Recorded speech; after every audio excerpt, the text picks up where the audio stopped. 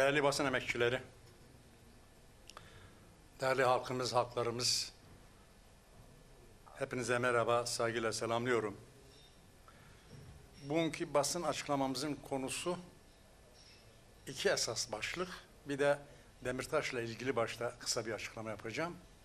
Birisi Sayın Cumhurbaşkanı'nın iyi şeyler olacak açıklaması üzerine, diğeri Meclis Başkanı Sayın Kurtulmuş'un Diyarbakır'da Kürtçe konuşması, bir şiir okuması üzerine olacak.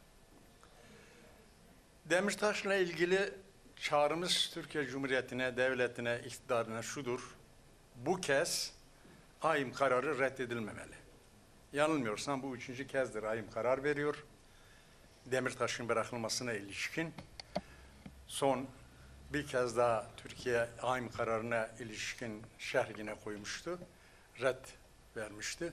AYİM tekrar karar aldı. Demirtaş'ın bırakılması yönünde dileri kısa sürede Demirtaş ve Kobani davası tutsakları bırakılır. Zaten Demirtaş ve arkadaşları 10. yılına girdi. 10 yıldır aslında haksız hukuksuz olarak içerideler.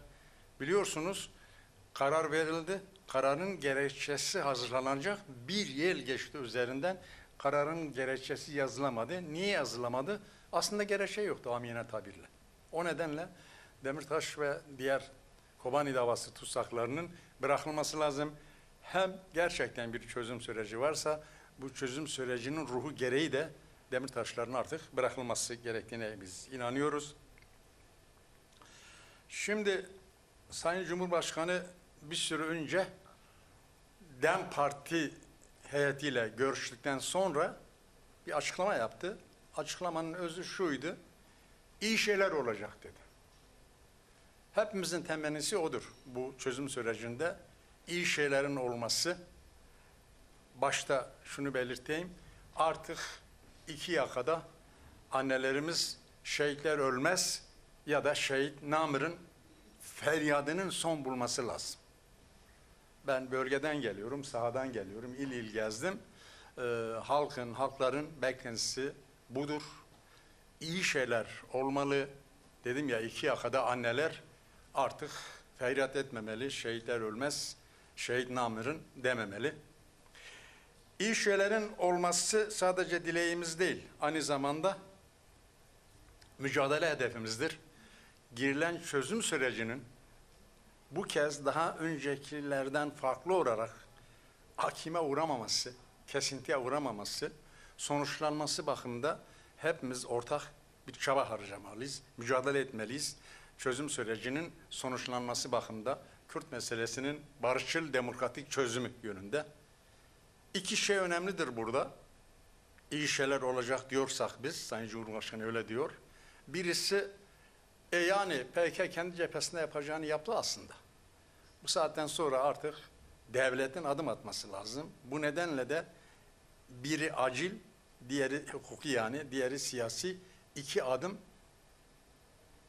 adımın atılması bekleniyor.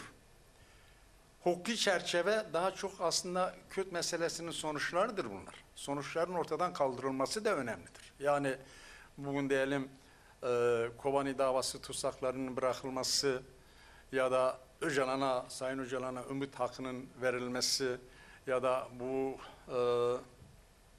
atanan kavim siyasetinin sonlanması ve haksız hukuksuz içeride tutulan eş başkanların, belediye eş başkanlarının bırakılması, görevlerine iade edilmesi, daha aynı zamanda bölgeye dönük artırılan güvenlik tedbirlerinin sonuçlandırılması, Roboski'ye kadar varan yaşanan katliamlara ilişkin bir komisyonun kurularak bu faili meçhul, aslında birçoğunun faili belli, bunların açığa çıkartılması yönünde hukuki çerçevenin oluşturulması lazım.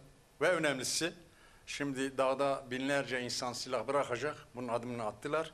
Bunlar toplumla bütünleşecekse, siyaset yapacaksa, bunlara ilişkin hem toplumsal yaşamın hem siyasal yaşamın oluşturmasına ilişkin hukuki çerçevenin bir an evvel oluşturulması lazım. Gerekli yasaların çıkartılması lazım. Hakeza Türk Ceza Kanunu, terörle mücadele esası, ki bunlar da Kürt meselesinin sonucu olarak son yıllarda şekillenmişti. Bunların da değişmesi lazım.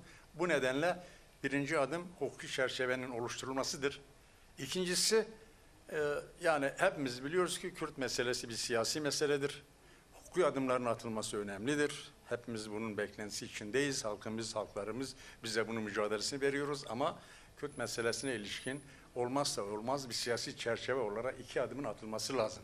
Gerçekten Sayın Cumhurbaşkanı dediği iyi şeyler olacaksa biri Kürt dili üzerindeki baskının kaldırılması, yani ana dilde eğitim, diğeri Kürtlerin bir millet olarak anayasada varlıklarının kabul edilmesi lazım. Bir siyasi çerçeve olarak.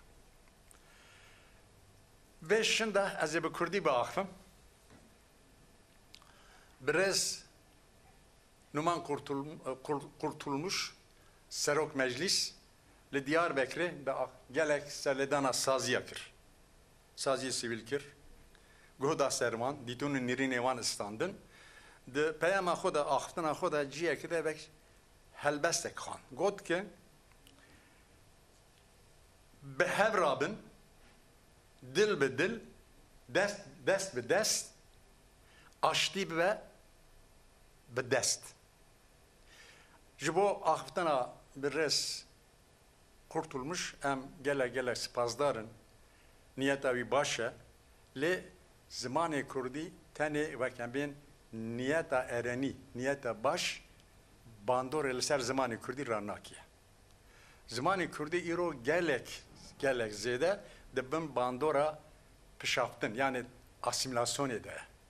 Zekakı kolana daikeme, bapireme, civaneme, zekakı kolana lemala xo nabara xuda bu Kurdi bağfın.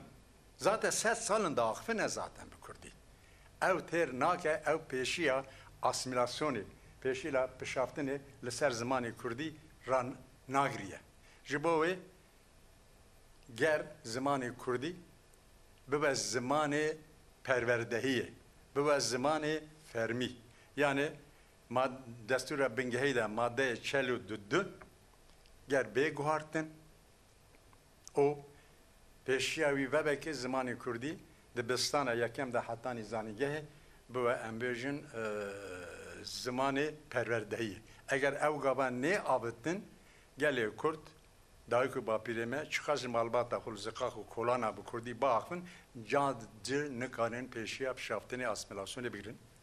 Dediği ev kimnake em dizanın zamanı Kurdi gerek bu zamanaki fermi لگلک دولت امزانن صدیر هفته‌وی دولت دادا یکی زیادت زمان فرمی هنن او لدیجی زمان ترکی نه زمان ترکی زمانه کی سرکه ام دزانن لگرک تنشتاوی زمان کردیزی bu زمان فرمی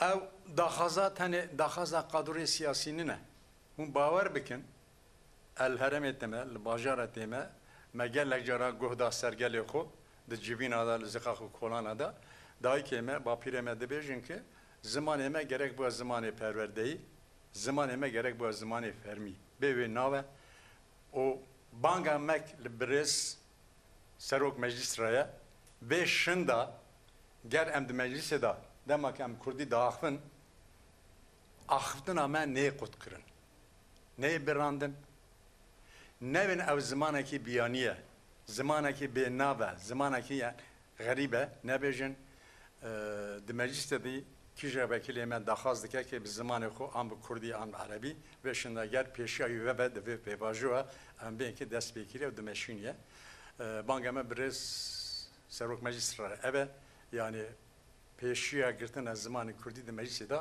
ne girtin zor spaz marava